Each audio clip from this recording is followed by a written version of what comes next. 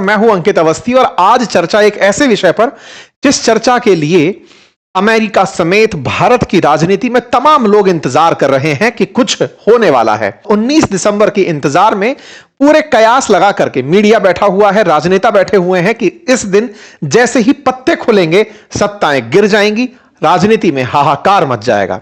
ऐसा क्या होने वाला है 19 दिसंबर की सुबह या 19 दिसंबर के दिन? आइए आज के सेशन में चर्चा करते हैं। सोच सकते हैं और अपोजिशन इस बात का दबाव बना सकता है कि कहीं ऐसा तो नहीं कि उस फाइल में सरकार से भी संबंधित कोई जानकारी साझा कर दी गई हो। तमाम बातें अब कयासों में चल रही हैं। चर्चा आप लोगों तक निश्चित ही किसी अन्य तरीके से पहुंची जरूर होगी, क्योंकि यह चर्चा साल भर से अमेरिका की राजनीति में गहरा असर डाले हुए है। चर्चा है एक व्यक्ति की जिसका नाम है एप्स्टीन।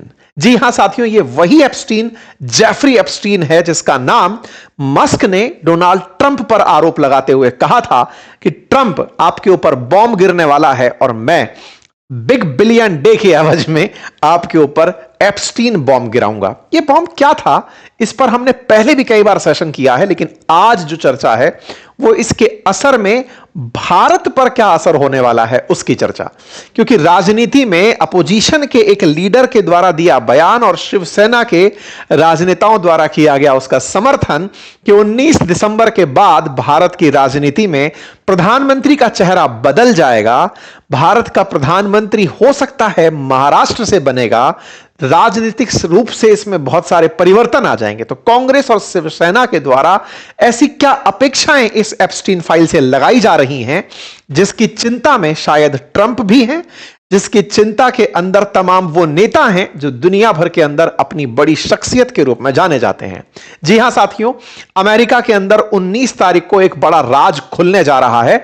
एक ऐसा राज जिसको न जाने कब से दबाकर रखा गया था।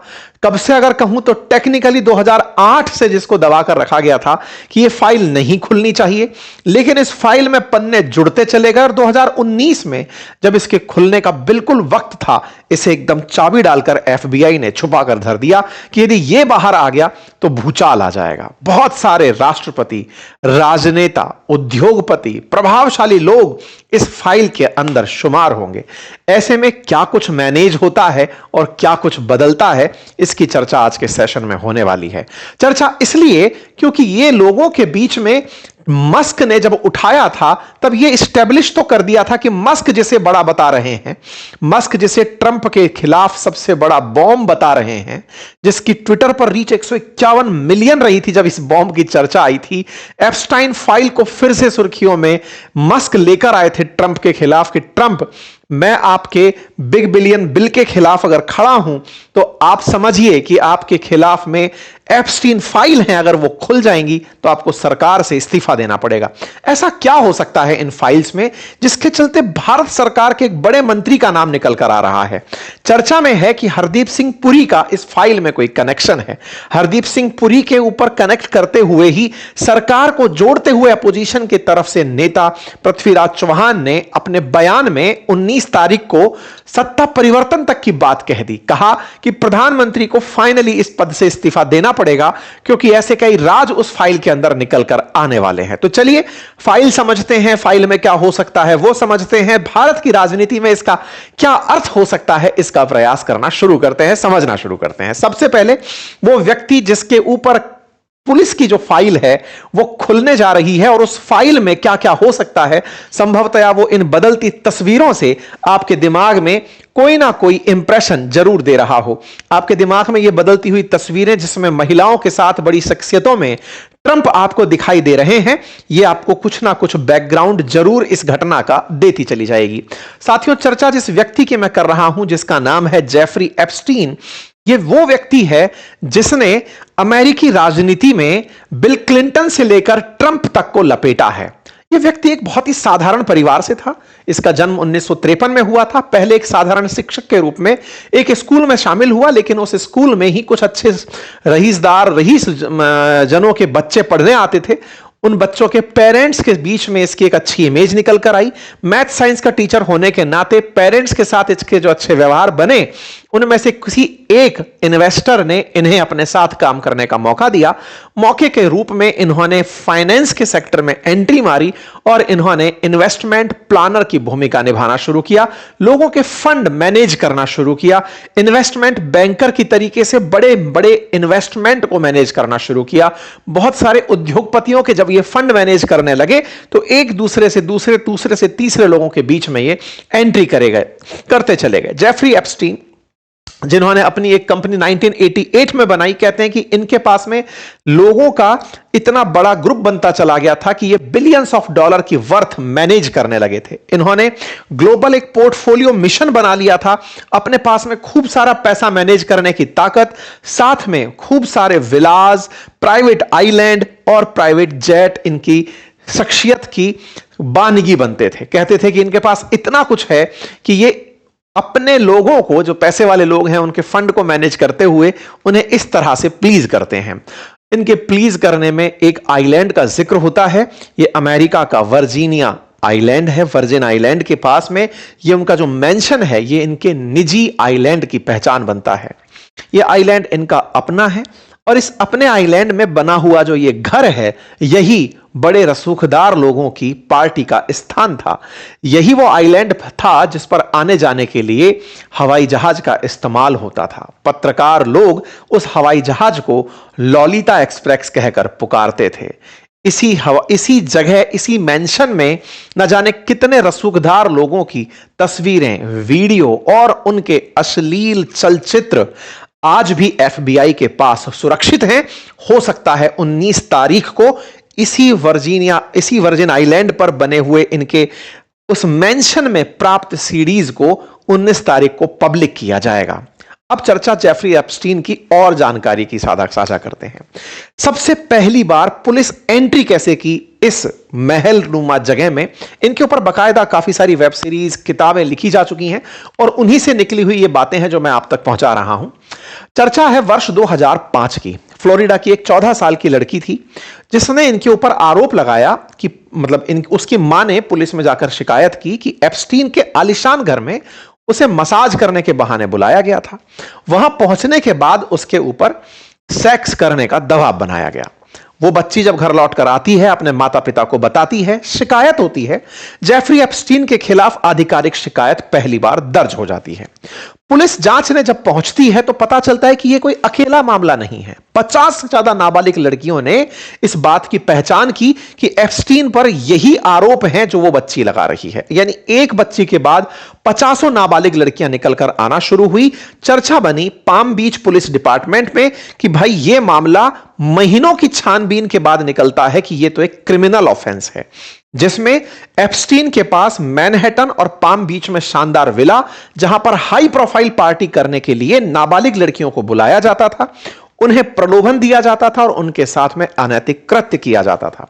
एप्स्टीन में अपने प्राइवेट जेट, जिसको लॉलिता एक्सप्रेस के नाम से जाने जाता था, वहां पर महिलाओं को साथ में लेकर उनके साथ यात्रा करना, उन्हें गहने देकर के लालच में लेना या फिर उन पर दबाव बनाना कि वो इतने हाई प्रोफाइल लोगों के साथ उठता बैठता है। सोचने की बात है, जो व्यक्ति अमेरिकी राष्ट्रपति के साथ उठता बैठता हो, बिल क्लिंटन एक लंबे दौर तक, वर्ष 2001 तक अमेरिका के राष्ट्रपति रहे, वो इनके साथ इस लॉलिता एक्सप्रेस में दुनिया के आइलैंड घूमने जाते थे।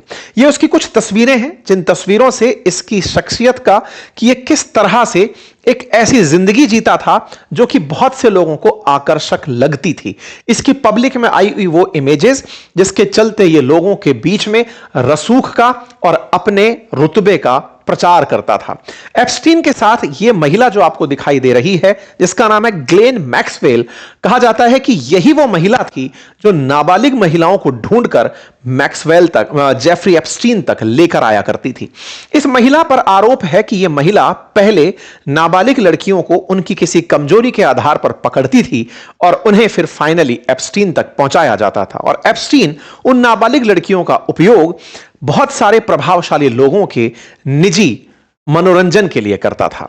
जानकारी से पता चलता है कि ग्लेन मैक्सवेल, जिसकी मुलाकात एक लग्जरी पार्टी में ही इसके साथ हुई थी। काफी अच्छी जगह से, ऑक्सफोर्ड पास आउट थी, बहुत स्टाइलिश थी, गजब आत्मविश्वास से लबरेज थी, और वो जेफरी एप्स्टीन के साथ इसके प्रॉपर काम में साझा हो गई थी। वर्ष 2019 में एक पीड़िता ने कोर्ट के सामने जब गवाही दी, तब इस महिला के बारे में लोगों को पहली बार पता चला कि ऐसी कोई महिला थी जिसके चलते इस तरह से महिला लड़कियां एक जाल में फंसती चली गई। जेफरी का जो न्यूयॉर्क में मेंशन था, उस पर जब एफबीआई की छापेमारी हुई तो वहां पर हजारों सीडी और ऐसी वीडियो रिकॉर्डिंग्स मिली जिसमें महिलाओं के साथ संदिग्ध दस्तावेज, बड़े नामचीन लोगों के नाम सब निकलकर बाहर आए। 2008 में जेफरी को गिरफ्तार किया गया। 2004 में मुकदमा दर्ज हुआ, 8 में उसे गिरफ्तार किया गया, लेकिन वो एक सीक्रेट डील कर लेता है और 13 महीने में जेल से बाहर आ जाता है। इंटरेस्टिंग है, जिस व्यक्ति पर इतने आरोप लगे हों, उस व्यक्ति ने नाबालिग लड़की से दुष्कर्म करने का आरोप स्वीकारा। 13 महीने की जेल हुई और उस जेल में भी उसने ऐसी सेटिंग बिठाई कि उसे वर्किंग आवर्स में जेल से बाहर रहने की इजाजत थी, क्योंकि पूरी तरह से अमेरिका के बड़े बड़े रसूखदार लोग उसकी मुट्ठी में थे। इसलिए रसूखदार लोगों ने न्याय व्यवस्था का मजाक बनाया और जेफरी एप्स्टीन को 13 महीने के लिए जो जेल अनाउंस भी हुई थी, उसमें जेल जाने की जरूरत नहीं पड़ी। अमेरिका के अंदर न्याय व्यवस्था का बनता यह मजाक बहुत से लोगों को रास नहीं आ रहा था। यह इसकी पावर का एक नुमाइश था, जिसके चलते इसने अपने कृत्य को बंद नहीं किया और यह और आगे बढ़ता चला गया। जेफरी एप्स्टीन 2009 में जब जेल से बाहर आया, उसके बाद में यह अपनी लाइफ को थोड़ा लो प्रोफाइल रखकर जीना शुरू किया, लेकिन काम तब भी बंद नहीं किए। लेकिन इसके किए हुए पुराने कांड फिर 2017 में एक बार वापस खुले, जब हॉलीवुड प्रोड्यूसर हार्वे वाइनस्टाइन पर न्यूयॉर्क टाइम्स में खबरें छपना शुरू हुई और अमेरिका में मी टू कैंपेन निकल कर आना शुरू हुआ। मी टू वो कैंपेन था जिसमें महिलाएं अपने साथ हुए वर्क प्लेस पर या निजी जिंदगी में किसी भी यौन शोषण की चर्चा खुलेआम करना शुरू कर रही थी। हमारे देश तक भी मी टू कैंपेन की आग आंच के रूप में पहुंची थी और यहां पर भी काफी सारे परिवर्तन हुए थे। बहुत से लोगों का नाम उसमें निकला था, काफी चर्चित मामले उस दौर में बाहर आए थे। बिल्कुल उसी तर्ज पर यह जो घटना यहां पर हुई, इस घटना ने एप्स्टीन को फिर से इस पूरी चर्चा में ला दिया, क्योंकि एप्स्टीन से पीड़ित महिलाओं ने इस बार एप्स्टीन के साथ साथ उन लोगों का भी नाम लिया जो रसूखदार थे और जो एप्स्टीन के कहने पर जो महिला थी वो एप्स्टीन के कहने पर उनके संपर्क में आई थी। नाम धीरे धीरे फैलने शुरू हुए। उन नामों में ट्रंप का नाम भी सामने आया। ट्रंप का एक क्लब हुआ करता था जिसमें एक 16 साल की लड़की काम किया करती थी जिसका नाम था वर्जीनिया गिफ्रे।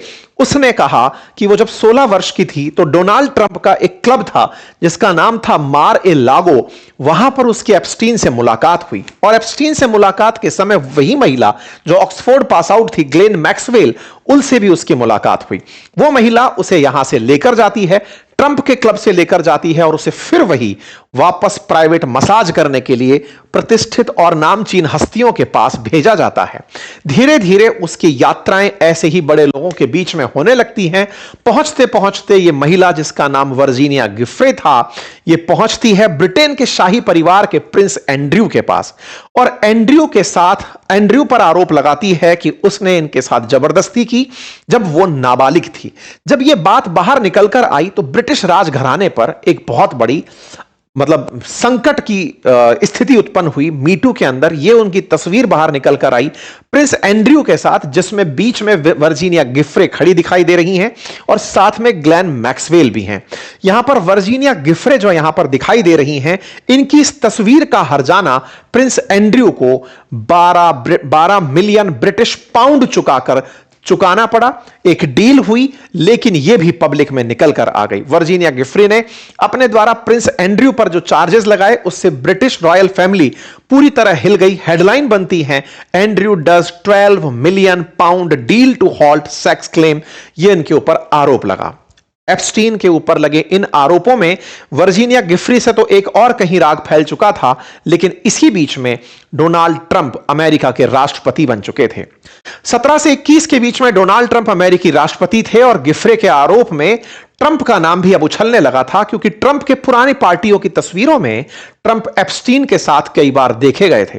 ट्रंप एप्स्टीन के बारे में बहुत से इंटरव्यूज में बोल चुके थे कि वो एक मजेदार आदमी है, मैं उसके साथ रहा हूं, मैं उसका मित्र हूं। ऐसी तस्वीरें पब्लिक में तैरना शुरू हुई, जिसमें ट्रंप ऐसी ही पार्टियों में जिनके लिए एप्स्टीन जाना जाता था, ट्रंप उसके साथ पार्टी साझा करते हुए, मंच साझा करते हुए दिखाई दिए थे। ट्रंप पर आरोप लगना शुरू हुए, पहला कार्यकाल था, ट्रंप पर आरोप थे, और इसी बीच में एप्स्टीन फिर गिरफ्तार हो जाता है। ट्रंप की गिरफ्तारी होती है और एप्स्टीन की गिरफ्तारी होती है। एप्स्टीन पर दबाव बनता जाता है कि वो अब राज खोले, कौन कौन लोग उसके साथ इस पूरे कांड में शामिल हैं, उनके नाम निकले। इसी बीच में 6 जुलाई 2019 को न्यूयॉर्क में एप्स्टीन के ऊपर आरोपों में जब उसकी गिरफ्तारी होती है, उसके साथ में एक घायल होने की सूचना बाहर आती है। जाना जाता है कि वो जेल में 23 जुलाई को घायल होकर गिर पड़ा। जुलाई 6 को गिरफ्तार हुआ, 23 जुलाई को घायल होने की बात निकल कर आती है। चर्चा बनती है कि वो टेंशन में था, परेशानी में था। लेकिन इस घटना के तुरंत बाद जब वो घायल होने की सूचना आई, चर्चा बनी कि हो सकता है कि उसके साथ कुछ मिसहैपनिंग हुई हो, उसकी सुरक्षा जेल में बढ़ा दी जाती है। लेकिन इसके तुरंत बाद अगले ही महीने जेल में वो मृत पाया जाता है। जुलाई में गिरफ्तार हुआ एप्स्टाइन मात्र 1 महीने के अंदर जेल में मरा पाया जाता है, और जिस समय उसकी मृत्यु होती है, जेल के कैमरों में रिकॉर्डिंग ऑफ होती है। जेल में साक्ष्य के इकट्ठा करने के सारे तरीके बंद होते हैं। उससे यह स्थापित हो जाता है कि जिसे आत्महत्या बताया जा रहा है, जांच के अंदर वो आत्महत्या नहीं, सुनियोजित रूप से की गई हत्या है। तस्वीरें बाहर आती हैं एप्स्टीन की उस सेल की, जिसमें दिखाया जाता है कि उसने अपने कपड़े से ही फांसी का फंदा बनाया, और जिस जगह वो बेड पर सो सकता था, वहीं पर उसने अपने लिए रस्सी टांकी, और वहीं से उसने अपने लिए मौत को गले लगा लिया। ये जो तस्वीरें बाहर आई, इन तस्वीरों ने एप्स्टीन पर तमाम प्रकार के सवाल खड़े कर दिए, एप्स्टीन की मौत पर सवाल खड़े कर दिए, और उन रसूखदार लोगों के साथ साथ अमेरिका की न्याय व्यवस्था पर सवाल खड़े कर दिए कि कैसे संभव है एक व्यक्ति सेल में मार दिया जाता है, लेकिन उसके मारने को आत्महत्या बताया जाता है। कोई जांच नहीं होती। 2019 में उसकी मृत्यु एक रहस्य बनकर के गायब हो जाती है। ट्रंप शासन में बरकरार रहते हैं, ट्रंप शासन में बने रहते हैं, लेकिन पाप पीछा कहां छोड़ने वाले थे। एक लेखक हैं जिनका नाम है जूली ब्राउन। उन्होंने एक पुस्तक लिखी जिसका नाम था परवर्जन ऑफ जस्टिस। इनकी पुस्तक में असल मायने में इन्होंने 2018 में, जब तक एप्स्टीन जिंदा था, उसके सारे काले कारनामों पर इन्वेस्टिगेटिंग जर्नलिज्म की थी। इनकी पुस्तक परवर्जन ऑफ जस्टिस के नाम से द जेफरी एप्स्टाइन स्टोरी 2021 में प्रकाशित होती है। इसमें उन्होंने उन तमाम महिलाओं का जिन्होंने 2006 में उस पर आरोप लगाया था, जिनके आरोप थे नाबालिग उन लड़कियों के, और मीटू कैंपेन के अंदर जिन्होंने उस पर आरोप लगाया था, उनके सबके इंटरव्यूज रखे गए थे।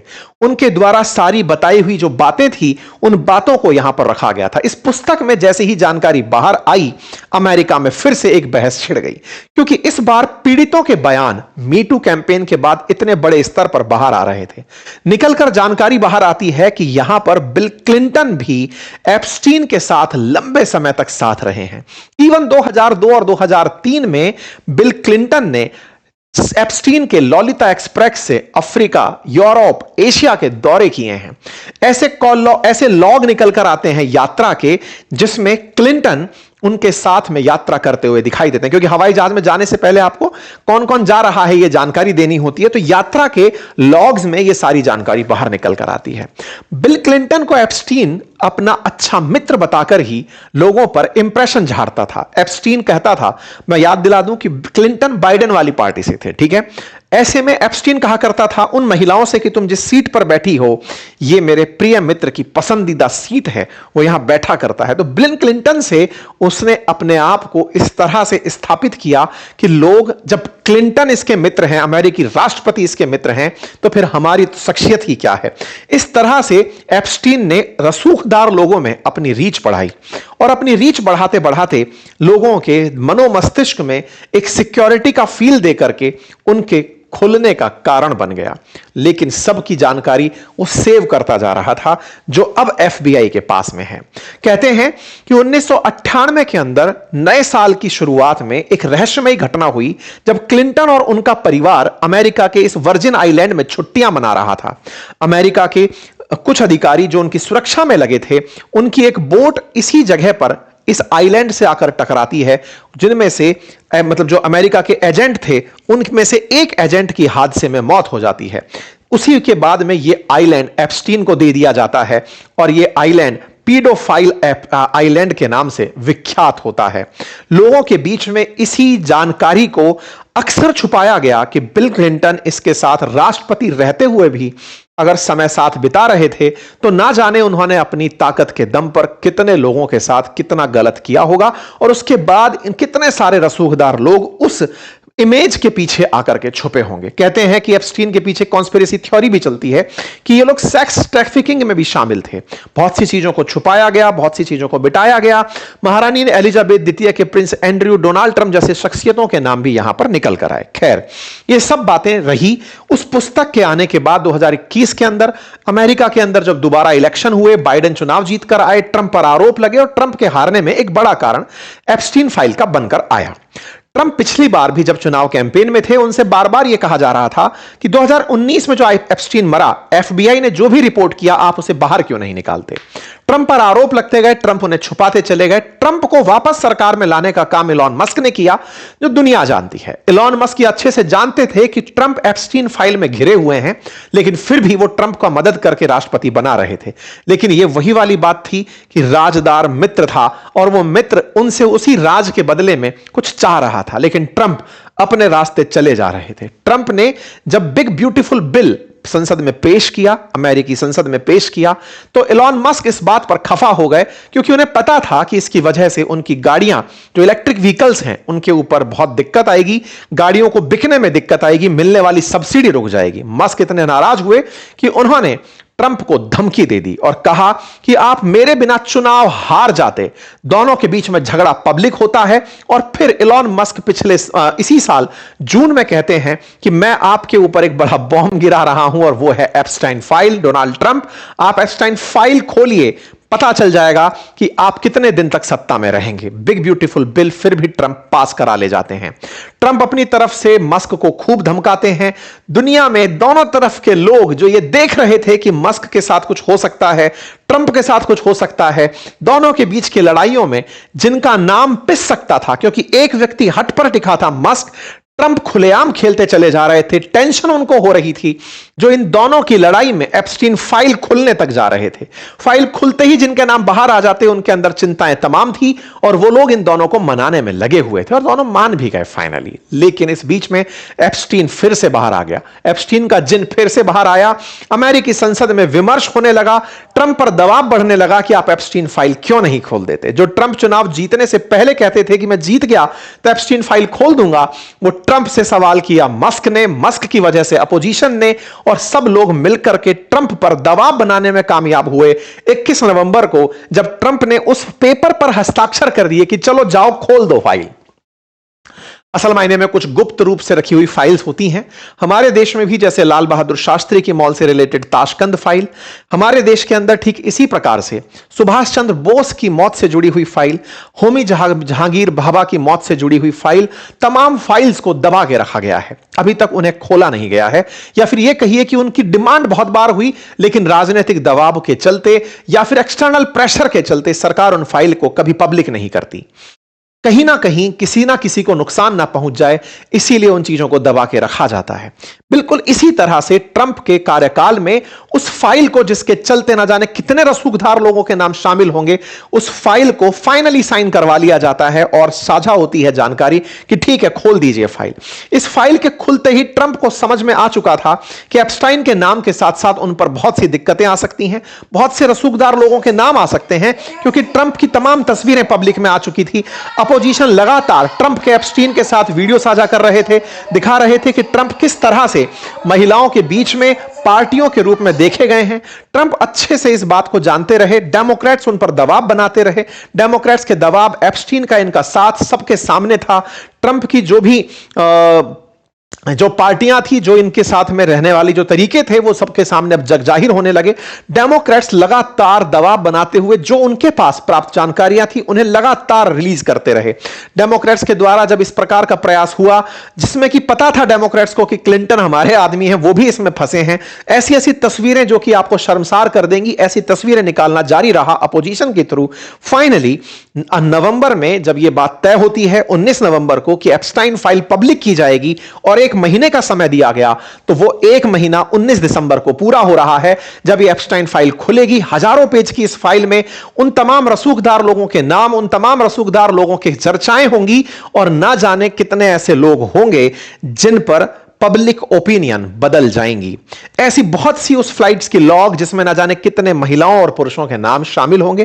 कहा जा रहा है कि 2009 में जब ये छूटकर जेल से बाहर आया था, उसके बाद ये यूके की कई बार यात्राओं पर गया, उस सारी जानकारी निकल कर आएंगी। ट्रंप का किसके साथ क्या साथ था, क्या तस्वीरें थी, किस प्रकार के रिलेशन थे, सब आने की बातें हैं। ये तमाम चीजें अमेरिका की चर्चा में चल रहे हैं।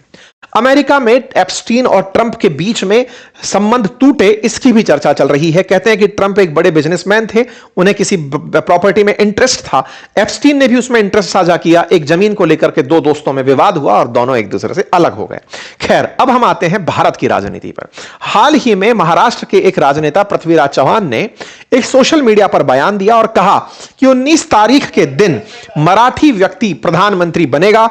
और उन्होंने यह कहते हुए कि कांग्रेस के नेता हैं, और उन्होंने कहा कि एप्स्टीन फाइल के रिलीज होते ही भारत की राजनीति में बड़ा भूचाल आ जाएगा। इसी बात के समर्थन में शिवसेना की तरफ से बयान आता है कि एक बिग पॉलिटिकल एक्सप्लोजन होने वाला है 19 दिसंबर के दिन। उसका एपिसेंटर अमेरिका होगा।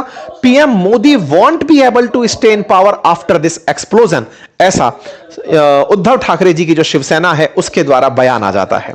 बयान आता है कि साहब संजय राउत जी बयान देते हुए पाए जाते हैं कि अमेरिका के अंदर कुछ बम फटेगा और उस बम फटने से हमारे देश की राजनीति में भी परिवर्तन हो जाएगा। ऐसा क्या है? ऐसा क्या है, तो उसका थोड़ा सा इतिहास जानते हैं। असल में हरदीप सिंह पुरी, जो कि भारत के अंदर केंद्रीय मंत्री हैं, ऑयल संभालते हैं, विभाग संभाल रहे हैं, ये एप्स्टीन फाइल में इनका नाम मेल में रहा है, ऐसा अपोजिशन का आरोप है। असल में हरदीप सिंह पुरी भारत के विदेश सेवा के अधिकारी थे और ये भारत का प्रतिनिधित्व करते थे अमेरिका के अंदर, जो यूएन है वहां पर। ये 2014 में बीजेपी ज्वाइन की और बीजेपी ज्वाइन करते ही इन्हें बहुत बड़ा जिम्मेदारी का पद मिला। ये भारत जब यूएनएससी के अंदर नॉन परमानेंट मेंबर होते हुए भी यूएनएससी के 10+5 के अंदर अध्यक्ष जब बनता है, जो कि 2 साल के लिए बनाया जाता है, उस समय भारत का प्रतिनिधित्व कर चुके थे। 2012-13 में अमेरिका में भारत को जब ये यूएन के अंदर परमानेंट रूप से रिप्रेजेंट कर रहे थे, उसी समय पर एप्स्टीन से इनके संपर्क की जानकारी पब्लिक होती है। ऐसा एक मेल वायरल होता है जिसमें कहा जाता है कि इनके पास भी मेल आया था, इनको भी यूएन की मीटिंग के इतर बुलाया गया था कि आप वहां तो हैं ही, चले आइएगा पार्टी में। अब यह बात तो बाद में पता चलेगी कि न्यूयॉर्क में जब पुरी थे तो वह एप्स्टीन के साथ गए थे या नहीं गए थे। उन लॉग्स में जो अभी फाइल खुलने वाली है उसमें उनका नाम आता है या नहीं। ऐसे में वर्तमान सरकार पर क्या दिक्कत हो सकती है अगर देश का कोई नेता एप्स्टीन के संपर्क में था, जो वर्तमान में केंद्रीय मंत्री है, और उस पर अगर आरोप आते हैं, तो ऐसे में हो सकता है कि केंद्रीय नेतृत्व को उनके ऊपर कोई कारण बताओ नोटिस या उनके साथ में कोई भी मतलब प्रतिक्रिया देनी पड़ सकती है, या फिर उनके साथ साथ डिसिप्लिनरी एक्शन लिया जा सकता है। प्रिविलेज मोशन सरकार ला सकती है, अपोजिशन प्रिविलेज मोशन लेकर आ सकती है मंत्री के ऊपर। तमाम प्रयास हो सकते हैं और अपोजिशन इस बात का दबाव बना सकता है कि कहीं ऐसा तो नहीं कि उस फाइल में सरकार से भी संबंधित कोई जानकारी साझा कर दी गई हो। तमाम बातें अब कयासों में चल रही हैं। हालांकि अपोजिशन के इस दबाव में सत्ता पक्ष का दबाव यह है कि उस समय वो व्यक्ति जब वहां थे, केंद्र में यूपीए की सरकार थी और वो यूपीए की सरकार को रिप्रेजेंट करते थे, ना कि बीजेपी को रिप्रेजेंट करते थे। ऐसे में यूपीए सरकार के समय यूएन में क्या बातें हुई और अमेरिका के साथ यूपीए की क्या सांठगांठ थी, ये सवाल तो अपोजिशन में पूछना चाहिए, सत्ता पक्ष से नहीं। खैर, अब जो भी है 19 तारीख का इंतजार सभी को है। आपको क्या लगता है जरूर कमेंट बॉक्स में बताइएगा। चैनल पर नए हैं तो सब्सक्राइब करें, अपनी राय कमेंट बॉक्स में जरूर रखें, और ऑलरेडी सब्सक्राइब किया हुआ है तो वीडियो को लाइक एंड शेयर करना बिल्कुल ना भूलें। फिलहाल के लिए इतना ही, बहुत बहुत धन्यवाद।